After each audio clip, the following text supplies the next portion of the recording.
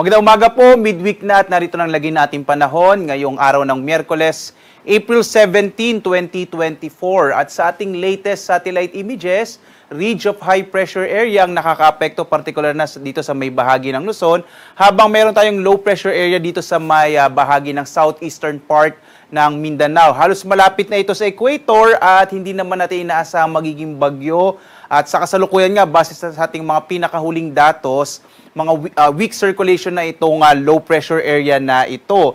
Subalit, ang trough o extension ng low pressure area nakakaapekto particular na dito sa may bahagi ng Davao Region at dito sa may bahagi ng Sorsogon. Makikita nyo, may makumpol ng kaulapan dito ngayon na siya maaaring magdala ng mas malaking tsansa ng mga pag-ulan, mga kalat-kalat ng mga pagkid at pagkulog, particular na sa may bahagi ng Davao Region at ng Sorsogon. Sa iba pang bahagi nating bansa, mga isolated o pulo-pulong mga pag-ulan, pagkidlat, pagkulog ang mararanasan. Muli, maliit yung tsansa na maging bagyo itong low pressure area hanggang sa pagtatapos ng linggong ito, maliit yung tsansa magkaroon tayo ng bagyo sa loob ng Philippine Area of Responsibility.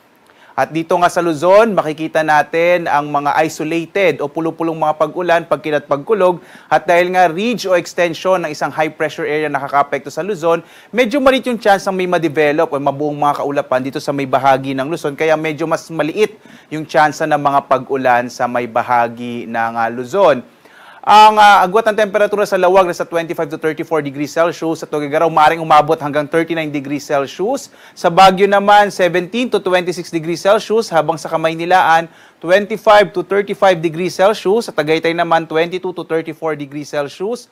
At sa Legazpi, 25 to 33 degrees Celsius.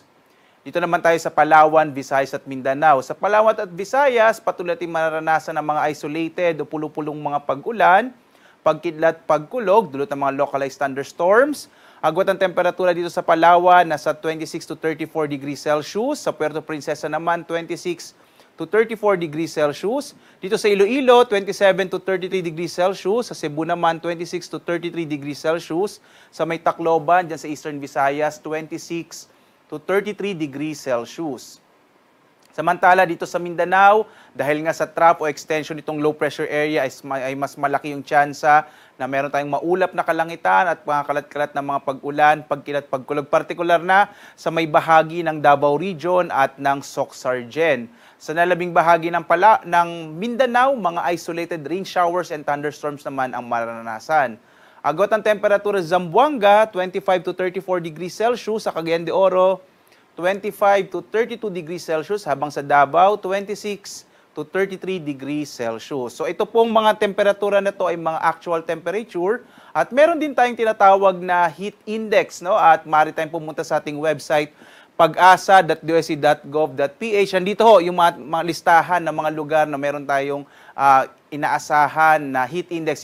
Pag sinabi ho nating heat index, ito ho yung actual na temperatura, kagaya nung pinakita ko kanina, at yung tinatawag na relative humidity, o ito po yung amount ng moisture dito sa hangin natin, no? Yun po yung ratio ng amount ng moisture dito sa hangin. At makikita natin yung mga lugar kung saan meron po tinatawag na danger, no? O delikado na po. Ayan, makikita ninyo dito sa ating mga mapa. So, pumunta lang po tayo sa website at makikita natin itong mga lugar kung saan inaasahan natin na nasa danger or nasa mga value po ng ating mga heat index. Kaya gaya ngayong araw, inaasahan natin matataas ang heat index sa may bahagi ng Cagayan Valley, gayon din sa may bahagi ng Dagupan, ilang bahagi din na dito sa may Palawan, Iloilo at Samar. So, asahan pa rin natin ang patuloy na mainit na panahon na mararanasan sa mga susunod na araw. Ugaling uminom ng tubig at hanggat maaari po kapag tanghali, huwag tayo munang masyadong lalabas. Samantala, narito naman ang ating inaasahang magiging lagay ng ating karagatan. Wala tayong nakataas sa gale warning at banayad hanggang sa katamtaman ng inaasahan ng pag-alon ng ating karagatan at ligtas na pumalaot at ang ating mga sasakyang pandagat at malilit na mga bangka sa mga baybayin ng ating bansa. Narito naman ating inaasahang magiging lagay ng panahon sa mga susunod na araw. Dito sa Luzon, patuloy nating mararanasan ang mga isolated o pulo-pulong mga pag-ulan, pagkilat, pagkulog. Makikita nyo, patuloy na matataas sa temperatura ang mararanasan natin sa mga susunod na araw. Buong Abril ho, patuloy na mainit na panahon ang mararanasan natin. Sa Metro Manila, 24 to 36 degrees Celsius. Sa Baguio City, in the next 3 days, 17 to 26 degrees Celsius. Sa Legazpi naman, 25 to 33 degrees Celsius. Dito naman sa Kabisayaan, patuloy din ng mga pulupulong pag-ulan, pagkilat pag-ulog ang mararanasan hanggang araw ng Sabado. Agwat ang temperatura sa Metro Cebu, 26 to 33 degrees Celsius. Sa Iloilo naman, 26 to 33 degrees Celsius. Dito sa Tacloban, nasa 26 to 33 degrees Celsius. At sa bahagi naman ng Mindanao, makikita ho natin, hindi na sa mga susunod na araw, hindi na makakaapekto yung trough o extension ng low pressure area sa may bahagi ng Mindanao. Kaya asahan natin ang mainit na panahon pa rin na may mga pulupulong pag-ulan, pagkidlat, pagkulog. Agwat ang temperatura dito sa Metro Davao ay mula 25 to 34 degrees Celsius. Sa Cagayan de Oro City, 24 to 32 degrees Celsius. Habang sa Zamboanga City ay mula 24 to 34 degrees Celsius. Ang araw natin, sisikat ganap na 5:41 na umaga at lulubog, ganap na 6:10 ng gabi. Sundan pa rin tayo sa ating ibang mga social media platforms sa X, Facebook at YouTube. At pumunta tayo sa ating website pag-asa.dosc.gov.ph kung saan natin makikita ang iba pang mga impormasyon tungkol sa lagay ng ating klima at panahon. At live na nagbibigay update mula dito sa Pag-asa Weather Forecasting Center. Ako naman si Obet Badrina.